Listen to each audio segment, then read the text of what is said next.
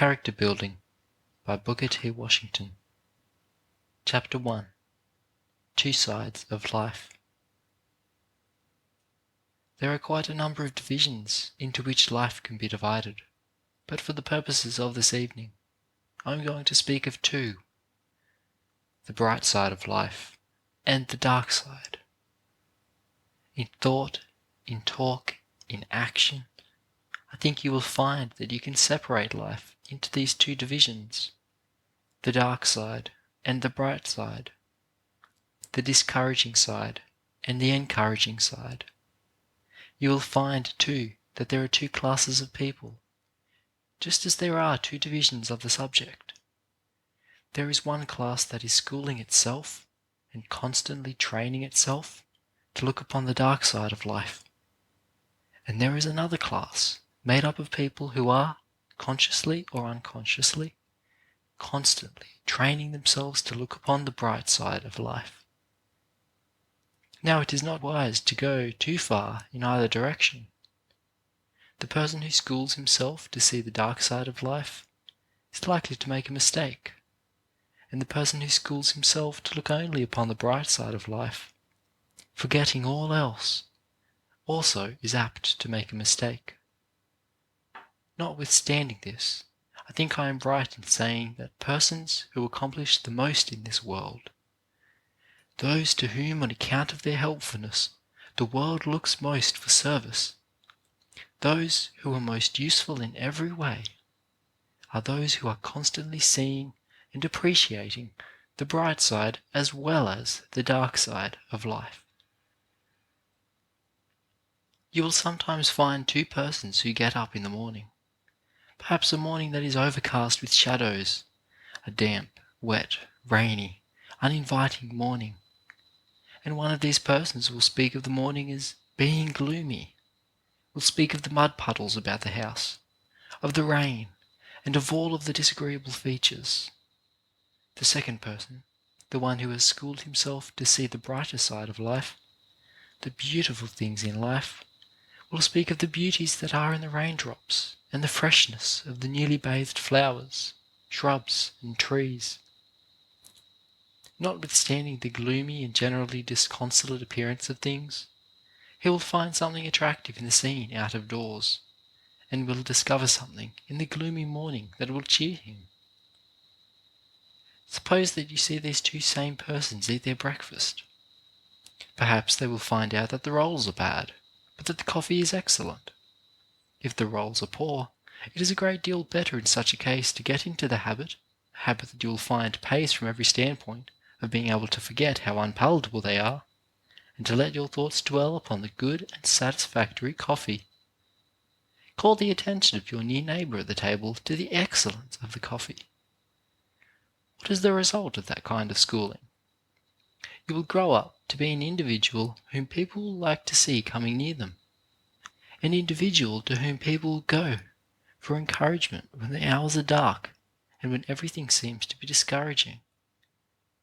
In just the same way, when you go into the classrooms to recite your lessons, do not dwell upon any mistakes that you may think you see the teacher make, or upon any weakness in the presentation of the lesson. All teachers make mistakes sometimes, and you may depend upon it that it is an excellent teacher and a person of fine character who, when he or she has made a mistake, says frankly and plainly, "I have made a mistake," or "I don't know." It takes a very good and a very bright teacher to say, "I don't know." No teacher knows everything about every subject. A good teacher will say frankly and clearly, "I don't know. I cannot answer that question." Let me tell you right here, too, that when you go out from here to become teachers yourselves, as a large proportion of you will go, whenever you get to a point where a student asks you a question which you are not able to answer, or asks you something about a subject on which you are not well informed, you will find it better to say frankly and honestly, "I am unable to answer your question." Your students will respect you a great deal more for your frankness and honesty. Education is not what a person is able to hold in his head, so much as it is what a person is able to find.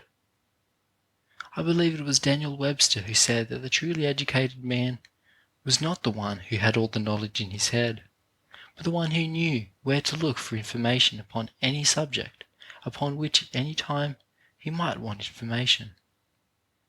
Each individual who wishes to succeed must get that kind of discipline. He must get such training that he will know where to go and get facts, rather than try to train himself to hold all facts in his head.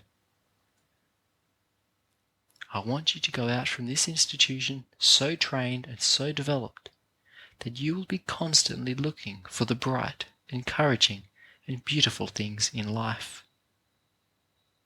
It is the weak individual, as a rule, who is constantly calling attention to the other side, to the dark and discouraging things of life. When you go into your classrooms, I repeat, try to forget and overlook any weak points that you may think you see. Remember and dwell upon the consideration that has been given to the lesson, the faithfulness with which it was prepared, and the earnestness with which it is presented. Try to recall and to remember every good thing and every encouraging thing which has come under your observation, whether it has been in the classroom or in the shop or in the field. No matter where you are, seize hold on the encouraging things with which you come in contact. In connection with the personality of their teachers, it is very unfortunate for students to form a habit of continually finding fault, of criticizing, of seeing nothing but what the student may think are weak points. Try to get into a frame of mind where you will be constantly seeing and calling attention to the strong and beautiful things which you observe in the life and work of your teachers. Grow into the habit of talking about the bright side of life. When you meet a fellow student, a teacher, or anybody, or when you write letters home, get into the habit of calling attention to the bright things of life that you have seen, the things that are beautiful, the things that are charming. Just in proportion as you do this, you will find that you will not only influence yourself in the right direction, but that you will also influence others that way. It is a very bad habit to get into, that of being continually moody and discouraged, and of making the atmosphere uncomfortable for everybody who comes within 10 feet of you. There are some people who are so constantly looking on the dark side of life that they cannot see anything but that side. Everything that comes from their mouths is unpleasant, about this thing and that thing, and they make the whole atmosphere around them unpleasant for themselves and for everybody with whom they come in contact. Such persons are surely undesirable. Why, I have seen people coming up the road who caused me to feel like wanting to cross over on the other side of the way, so as not to meet them. I didn't want to hear their tales of misery and woe. I had heard those tales so many times that I didn't want to get into the atmosphere of the people who told them. It is often very easy to influence others in the wrong direction, and to grow into such a moody, fault-finding disposition that one not only is miserable and unhappy himself, but makes everyone with whom he comes in contact miserable and unhappy. The persons who live constantly in a fault-finding atmosphere, who see only the dark side of life, become negative characters. They are the people who never go forward. They never suggest a line of activity. They live simply on the negative side of life. Now, as students, you cannot afford to grow in that way. We want to send each one of you out from here, not as a negative force, but as a strong, positive, helpful force in the world. You will not accomplish the task which we expect of you if you go with a moody, discouraged, fault-finding disposition. To do the most that lies in you, you must go with a heart and head full of hope and faith in the world, believing that there is work for you to do, believing that you are the person to accomplish that work, and the one who is going to accomplish it.